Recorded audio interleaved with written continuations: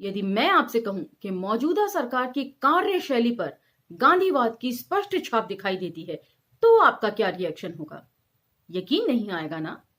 कहां गांधीवाद और कहां सांप्रदायिक सरकार? उम्हूं, कोई मैच नहीं। तो चलिए आपकी सभी शंकाओं का समाधान करने के लिए सुनिए गांधीवाद लेख का शेष भाग। आभासी दुनिया के मेरे दोस्तों, शालिनी बोल रही हूं। जय भीम, हुल जौहार। आगे बढ़ने से पहले एक क्विक रिकैप ले लेते हैं। गांधीवाद के पहले भाग में हमने ये जाना कि राहुल सांकृत्यायन जी किस प्रकार बिहार के संदर्भों में गांधीवाद की चर्चा करते हैं कि जहां प्रांतों में गांधीवाद से अधिकतर लोग असहमत हैं, वहीं बिहार जो है वहां गांधीवाद का एकमात्र साम्राज्य समझा जा रहा है। तो चलिए अब हम लेख को आगे बढ़ाते हैं। यदि आप कुछ जानना चाहते हैं तो आप पिछला वीडियो सुन सकते हैं, गांधीवाद भाग 1। चलिए, गांधी जी कहते हैं कि नशा को हिंदुस्तान से बिल्कुल विदा कर देना चाहिए। ताड़ी हो या देशी शराब और शायद गांजा और भांग भी, सभी को वे देश निकाला देना चाहते हैं। सिगरेट और तंबाकू को भी बहुत दिनों तक यहां न रखना चाहेंगे। यूरोपियन लोगों के लिए कुछ खास परिमाण में विदेशी शराब लाने की रियायत भी करने के लिए तैयार हैं। तो घोर व्यंग्यात्मक शैली में बात कह रहे हैं राहुल जी कि कैसे अपने लोगों के लिए कुछ और दूसरे लोगों के लिए कुछ और, जिसको हम डुअल स्टैंडर्ड्स कहते हैं ना, दोहरे मापदंड, उसकी बात कर रहे हैं। बिहार के 5 करोड़ के बजट में 1 करोड़ 17 लाख शराब से आता है, उसे वे एकदम कैसे बंद कर देने की सहमति दे रहे हैं? चाहे आपके स्कूल कॉलेज बंद हो, चाहे लड़के आधुनिक ज्ञान से वंचित हों, लेकिन वे नहीं चाहते कि शराब बेचकर मिले इस पाप के धन से विद्या पढ़कर विद्यार्थियों के दिमाग को कलुषित किया जाए। तो व्यंग्य कह रहे हैं कि आने वाला जो टैक्स है, यदि टैक्स ही नहीं होगा तो उसके एवज में स्कूल कॉलेज बंद कर दो। और गांधी एक बात ये भी कह रहे हैं कि उनको, जिसको कहते हैं ना, आपदा में अवसर मिल गया, कि कैसे अंग्रेजों ने जो दलितों के लिए भी स्कूलों के रास्ते खोल दिए हैं, उनको वो कैसे बंद करवाएं। तो आपदा में अवसर उन्होंने एक ढूंढ लिया है कि शराब बंदी करो, टैक्स बंद हो जाएगा। और शराब बेचकर ये सरकार जो है टैक्स वसूलती है, ये उनकी विचारधारा थी, लोगों को भ्रमित करने के लिए, लोगों की पढ़ाई छुड़वाने के लिए, कि टैक्स के पैसे से इतनी गंदी चीज बेचकर जो पैसा जमा होता है, उससे विद्या लेंगे आप लोग, कितनी शर्म की बात है। इस तरह के उनके वक्तव्य थे। उसी को व्यंग्यात्मक शैली में यहां राहुल जी ने लिखा है। अभी कल तक गांधी जी मिल मालिकों, जमींदारों के बड़े बड़े सेठ साहूकारों को शिक्षा दे रहे थे कि हम ये नहीं चाहते कि संपत्ति तुम्हारे हाथ से छीन ली जाए, हम यही चाहते हैं कि तुम अपने आप को गरीबों का अभिभावक या गार्जियन समझो। तो अभिभावक और गार्जियन लोग अब गांधी जी के इस वचन पर भरोसे कह सकते हैं कि हम अब अभिभावक रहना चाहते हैं। हमारे ऊपर अब कोई नया नया टैक्स ना लगाया जाए, ना जमींदारी प्रथा उठाई जाए, ना जमींदारों के किसी हक को छुआ जाए। तो ये है गांधीवाद एक्चुअल में। और अब आप इसको यहां से संदर्भों के साथ समझना शुरू कीजिए, समसामयिक सरकार के संदर्भों में। इस प्रकार आबकारी की आमदनी इस तरह से बंद हो जाएगी और इधर अभिभावकों, जमींदारों और मिल मालिकों को गांधी जी का वरदान मिल ही गया है। अब चलो चुपचाप बैठे बैठे प्रेम भवन में माला जपते रहो। ताड़ी को भी गांधी जी शराब के साथ ही रखना चाहते हैं। ताड़ी या तो तुरंत वृक्ष से नीचे उतरते ही पी ली जाए या उसका गुड़ बना लिया जाए, इसके 1-2 दिन भी रखने की इजाजत न दी जाए। नशा तो रोकना चाहिए, और अफीम जैसे नशों को रोकने के लिए अगर जबरदस्ती भी की जाए तो कोई हर्ज नहीं है। शराब जो स्वास्थ्य को तुरंत नुकसान पहुंचाती है, उसको भी रोकना ठीक है, लेकिन सभी व्यक्तियों के लिए जिस चीज में जरा भी नशा या अल्कोहल का संपर्क आ जाए, उन सभी को राजी खुशी या जबरदस्ती 24 घंटे के भीतर बंद करना, और उसे भी ऐसी अवस्था में जबकि प्रांत की एक भारी आमदनी के हाथ से निकल जाने का सवाल है। कहां तक राजनीति समझा जाएगा। और ताड़ी को अगर इसमें हल्का सा नशा आ भी जाए तो भी जब तक वह खाद्य के रूप में ताकत पहुंचा सकती है, तब तक उसे रोकने के लिए इतनी तत्परता दिखाने की क्या आवश्यकता। ताड़ी को बल्कि शराब छुड़ाने के लिए साधना चाहिए। एक खास हद तक हल्का नशा आने को देख लेना चाहिए और उतने ही दिनों तक उसके रखने की आज्ञा देनी चाहिए जितने में एक नशा की मात्रा नियमित परिमाण से अधिक न बढ़ने पाए। तो ताड़ी को लेके मैंने काफी कुछ सुना है, लेकिन मैं इसके स्वाद से अनभिज्ञ हूं। इसके जो रिजल्ट्स हैं या जो इम्पैक्ट्स पड़ते हैं पीने के बाद, उसके बारे में मुझे कोई जानकारी नहीं है। तो यहां पर राहुल जी बोल रहे हैं कि शराब की एवज में ताड़ी पिलाई जानी चाहिए लोगों को हल्के नशे के साथ। ताड़ी यदि फर्मेंट हो जाए तब वो नशा बनती है, अदरवाइज वो स्वास्थ्य के लिए बढ़िया है। अब तक मुझे यही समझ में आया है। ताड़ी में बहुत पुष्टिकारक शक्ति है। देहात में कितने लोग सिर्फ स्वास्थ्य सुधार और शरीर को मजबूत करने के लिए साल में 1-2 महीना ताड़ी पीते हैं और उनके स्वास्थ्य में प्रत्यक्ष ही सुधार देखने में आता है। ताड़ी के लिए भी शराब या अफीम की श्रेणी में गिन लेना और फिर उसके पूर्ण बहिष्कार के लिए जोर देना ऐसे गरीब लोगों के लिए अन्याय है जिनको उसके जरिए शारीरिक पुष्टि मिलती है। जितना भी थोड़े बहुत लोगों से ताड़ी के बारे में मैंने सुना है, बहुत ज्यादा नहीं सुना है, तो यही सुना है कि गांव देहात में मेहनतकश या मजदूरी करने वाली महिलाएं तक इसको अपनी शारीरिक ऊर्जा बनाए रखने के लिए पीती हैं। यही बातें मैंने इसके बारे में सुनी हैं कि ये स्वास्थ्य के लिए अच्छी है। तो यहां पर अगर राहुल सांकृत्यायन जी भी उस बात को कह रहे हैं तो इसमें जरूर कुछ ना कुछ सच्चाई तो होगी ही। और इसका रुक जाना, इसका मतलब यह है कि गरीबों से उनका पुष्टिकारक जो पेय है वो भी छीन लेना। हमेशा के लिए हर तरीके से ये संभव कोशिश करना कि वे कमजोर ही रह जाएं, मानसिक स्तर पर भी और शारीरिक स्तर पर भी। यदि आप इसको आज के संदर्भों में जोड़कर देखेंगे तो आज मौजूदा सरकार ये तय कर रही है कि हमें क्या खाना चाहिए और किस दिन क्या नहीं खाना चाहिए। उस संदर्भों में भी इसको समझने की कोशिश कीजिए। आबकारी को हटाने के लिए 3 बातों की ओर जरूर ख्याल रखना चाहिए। एक, ताड़ी के लाभ को जो नशा की एक खास सीमा के भीतर रखने पर होता है। दूसरे, स्वाभाविक नशेबाजों को जो कुछ ताड़ी जैसी चीज के जरिए अपनी पुरानी नशेबाजी को हटाने के लिए इस्तेमाल करना। तीसरे, हमें यह भी देखना होगा कि इसकी इतनी बड़ी आमदनी जिसके न होने पर हमें अपने सारे स्कूल और कॉलेज बंद करने होंगे, एक ब एक नहीं छोड़ा जा सकता। पहले उसके लिए कोई एक रास्ता निकालिए, तब ऐसा कर सकते हैं।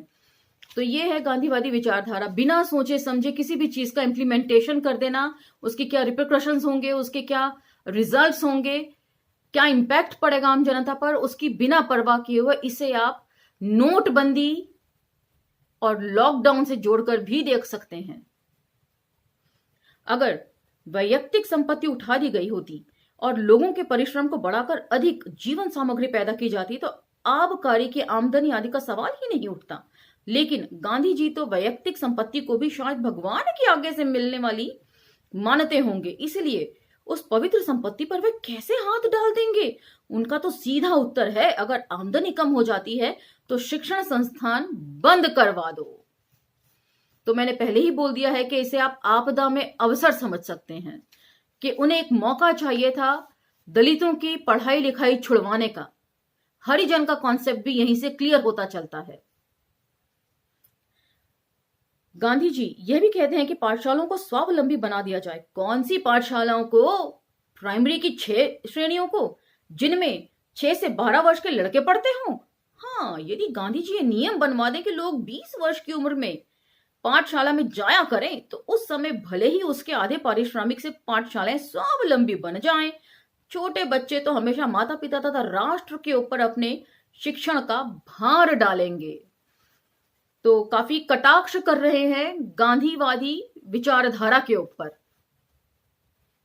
उनका पाठशालाओं की स्वावलंबन लंबी बनाने का ख्याल तो वैसा ही है जैसे बच्चे को पैदा होते ही स्वावलंबी होने का उपदेश दिया जाए। चाहे टैक्स का रुपया वसूल करके शिक्षा विभाग में खर्च करें या गांव के अध्यापक को लोगों से आटा चावल और पैसा का चंदा करवाया जाए। स्वावलंबी का यहां ख्याल ही कैसे उठता है?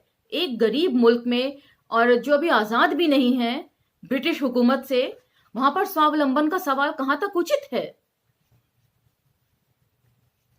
ये बिल्कुल आत्मनिर्भर अभियान जैसा नहीं लग रहा आपको?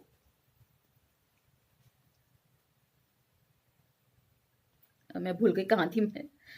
हाँ जी, असल बात तो यह है कि गांधीवाद आजकल के साइंस और विद्या की उन्नति को शैतान के खुराफात समझता है और उसके प्रचार में दिल से सहानुभूति नहीं रखता। उसके अनुसार तुलसी कृत रामायण को पढ़ सुन लेना एक आदमी की शिक्षा के लिए काफी है। मिट्टी और पानी सभी बीमारियों के लिए रामबाण ही है। तो बहुत सारे पॉलिटेक्निक सरकार खोलने वाली है जिसमें इस तरह के हथकरघा उद्योग, जूता बनाना और मशीन रिपेयर करना, सिलाई कढ़ाई सिखाना, ये सारे उद्योग धंधे सिखाने की बात आजकल की सरकारें भी कर रही हैं। उन्हें विज्ञान से परहेज है, वे वैज्ञानिक दृष्टिकोण लोगों में पनपे, इसके खिलाफ हैं। तो गांधीवादी विचारधारा क्या है ये अब आप समझिए। उनके अनुसार तुलसी रामकृत रामायण पढ़ सुन लेना एक आदमी की शिक्षा के लिए काफी है। मिट्टी और पानी सभी बीमारियों के लिए रामबाण है ही। हम बचपन से सुनते आ रहे थे, शौच करके आओ, मिट्टी से हाथ धो लो। मिट्टी जो कीटाणुओं से भरी हुई होती है, उससे हाथ स्वच्छ कैसे होंगे? कितनी प्लान्ड तरीके से लोगों के भोलेपन का फायदा उठाया गया है शुरू से ही। अस्पताल तोड़ देना चाहिए, डॉक्टरों को बर्खास्त कर देना चाहिए और मेडिकल कॉलेजों पर टूलेट लगा देना चाहिए। वास्तव में ईश्वर विश्व वासियों के लिए इसकी भी क्या जरूरत है? जाको राखे साइया मार सकी है ना कोई। पक्का सिद्धांत तो मौजूद ही है। जिसको भगवान मारना चाहते हैं उसे डॉक्टर बचा ही नहीं सकते, और दुख सुख भी तो भगवान का दिया हुआ है, उसको कौन हटा सकता है? इसको आप कोरोनिल के उदाहरण से समझ सकते हैं। आम जन के लिए कोरोनिल, और बाबा जी खुद हॉस्पिटल में जाके एडमिट हुए थे। तो मैं ऐसी कोई बात यहां डिस्कस नहीं कर रही हूं जो हमारे आंखों के सामने मौजूदा सरकार नहीं कर रही है। ये सारी की सारी कार्यशैली जो है वो क्वेश्चन मार्क के घेरे में है। कैदियों के लिए जेल खाना और शांति रक्षा के लिए पुलिस की भी आवश्यकता नहीं। शायद वे समझते होंगे कि कैद खाना, जेल और पुलिस को देखते ही मनुष्य का देवता जैसा स्वभाव सहज ही विकृत हो जाता है। आज अगर जेल और पुलिस को हटा दिया जाए तो आपको न दरवाजे में ताला लगाने की जरूरत पड़ेगी, न घर के भीतर लोहे की तिजोरी रखनी पड़ेगी। आज 1000-2000 के नोट बेशक बरामदे की मेज पर रखकर बीवी बच्चों सहित 2 घंटे शहर की सैर कराएं। तो बहुत कटाक्ष कर रहे हैं गांधीवादी विचारधारा के ऊपर कि वे हमेशा इस बात का विरोध कर रहे हैं कि हमें पुलिस की भी जरूरत नहीं है, हमें किसी चीज की जरूरत नहीं है। देवता स्वरूप मनुष्य उस समय भला कभी उस कागज के टुकड़ों की ओर लोभी नजर से देख सकता है? लोभ तो जेल की वजह से है। उसी तरह जिस तरह पुलिस की लाल पगड़ी को देखते ही लोगों के हाथ एक दूसरे का सिर फोड़ने के लिए खुजलाने लगते हैं, गांधी जी पश्चिम के अराजकतावादियों की तरह शायद समझते हैं कि मनुष्य समाज को न कानून की जरूरत है न गवर्नमेंट की। और यदि यहां पर गांधी जी की विचारधारा को समझा जाए तो फिर वो सत्ता का हस्तांतरण किस लिए चाहते थे और किनके लिए चाहते ही क्यों थे? यदि पुलिस की जरूरत नहीं है हमें, वे हमेशा बात करते रहे अराजकतावादियों के। अराजकतावाद क्या होता है हम भगत सिंह के लेखों में अच्छे से पढ़ चुके हैं। हालांकि भगत सिंह ने ये बोला है कि अराजकतावादी जो है वो मनुष्यता से प्यार करते थे, इसीलिए उन्होंने किया, लेकिन उन्होंने जो भी कुछ मनुष्यता के प्रेम में पढ़कर किया वो बहुत इम्प्रैक्टिकल था। इसीलिए वो जो सिद्धांत है ज्यादा दिन चल ना सका, और गांधी जी उसी सिद्धांत को पेले जा रहे हैं भारतीय जनता के ऊपर कि हृदय परिवर्तन की जो बातें हैं, आप डंडे खाते रहो और उनका हृदय परिवर्तन कभी ना कभी तो होगा। ऐसा होता नहीं प्रैक्टिकलिटी में। गांधीवाद ने इंद्रिय निग्रह और ब्रह्मचर्य पर भी बहुत जोर दिया है। गांधी जी के आश्रमों में तो इसके लिए सख्त से सख्त नियम बनाए गए हैं, और शायद इन्हीं आश्रमों में इन नियमों की सबसे ज्यादा अवहेलना भी हुई है। ब्रह्मचर्य व्रत, आत्म संयम के जो सिद्धांत थे उनके, उसके ऊपर बहुत गहरा आरोप लगा रहे हैं, मैं तो कहूंगी, राहुल सांकृत्यायन जी। और यहां पर आप गांधीवादी विचारधारा को यदि आप सोचें समझें तो बिल्कुल हूबहू आज की मौजूदा सरकार की कार्यशैली से ये मेल खाते हैं। गांधी जी ने जिन जिन चीजों का विरोध आम जनता से करने के लिए कहा, खुद वो सारे नियम तोड़ते रहे। हरिजन कहकर लोगों को पास बिठाते रहे, लेकिन अधिकार देने से वे हिचकते रहे। अधिकार देने की मनाही वे करते रहे। जात पात को वे कठोरता से लागू करना चाहते थे। और इसी तरीके से बाकी चीजें भी हैं। हृदय परिवर्तन की वो बात कहते हैं, लेकिन वो सत्ता का हस्तांतरण भी चाहते हैं। ये ठीक बिल्कुल इसे ऐसे समझिए कि जैसे जब हमारे प्रधानमंत्री साहब बोलते हैं कि मेरे दलित भाइयों को कुछ मत कहो, बेशक मेरी पीठ पे डंडे बरसाओ, और तभी ऊना और सहारनपुर जैसी घटनाएं हो जाती हैं। जब वे कहते हैं कि बेटी बचाओ बेटी पढ़ाओ, और तभी उन्नाव और हाथरस जैसे विभत्स हादसे हो जाते हैं। और जब वे विश्व गुरु बनने की बात कहते हैं, तो तभी रोहित वेमुला और पायल तड़वी जैसे बच्चों को आत्महत्या करने के लिए विवश होना पड़ता है। तो गांधीवाद एक्चुअल में है क्या? इतिहास में या सारे संचार माध्यमों में गलत तरीके से उसका प्रचार करके आम जनता के सामने रखा गया था, और अब समय आ गया है, मुझे ऐसा लगता है कि इतिहास का पुनरावलोकन होना चाहिए नए सिरे से। एक बार असफल होने पर फिर प्रयत्न किया गया, और इस तरह दर्जनों बार असफलता पर भी सिद्धांत में संशोधन की आवश्यकता न समझी गई। एक बेचारा छोटा आदमी जिसने हर तरीके से अपने आप को ईमानदार साबित किया है, वे जरा सा कठोर ब्रह्मचर्य के नियम से अगर इधर उधर डिग जाता है, तो उसकी प्रताड़ना के लिए सारे भारत के पत्रों को खबर दे दी जाती है। और पास में बैठने वाली बड़ी मछली अगर कितनी ही बार उन नियमों की अवहेलना करती है, तब उसके लिए उतनी कड़ाई करने की आवश्यकता नहीं समझी जाती है। मेरे ख्याल से जहां तक मैंने कहीं ऐसा इंसिडेंस पढ़ा था, आई एम नॉट श्योर कि ये कितना सच है और ये कहां लिखा है, इस वक्त मुझे नहीं मालूम। मैं नहीं जानती थी कि मैं इस एग्जाम्पल को देने वाली हूं कि एक अदना सा व्यक्ति जो उनके आश्रम में काम करता था, शायद सफाई कर्मचारी या क्या, वे इस तरह की रति क्रीड़ा में शायद पकड़ा गया, और ये गांधी के ऊपर आक्षेप लगा रहे हैं कि गांधी खुद अपने माय एक्सपेरिमेंट विद ट्रुथ्स में कहते हैं कि वो आत्म संयम जो उनका है उसे आजमाने के लिए नग्न अवस्था में स्त्रियों के साथ सोया करते थे, और उनके मन में कोई बुरी भावना नहीं आती थी उनको नग्न देखकर स्त्रियों को। तो ये बहुत अजीब सी बात है। तो आगे भी जो शब्द हैं वो थोड़ा सा पढ़ने में बतौर महिला कठिनाई आएगी, लेकिन क्योंकि शब्द दर शब्द पढ़ना है तो इसीलिए मैं उसे आप लोगों के लिए जरूर पढ़ूंगी।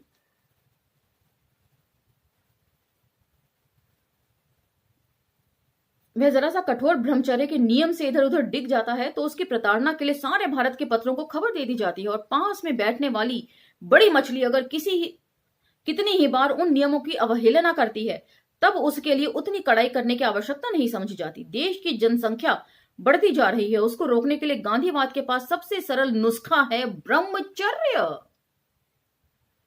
विवाहित होने पर भी पति पत्नी एक दूसरे से अलग रहें। कमाल है।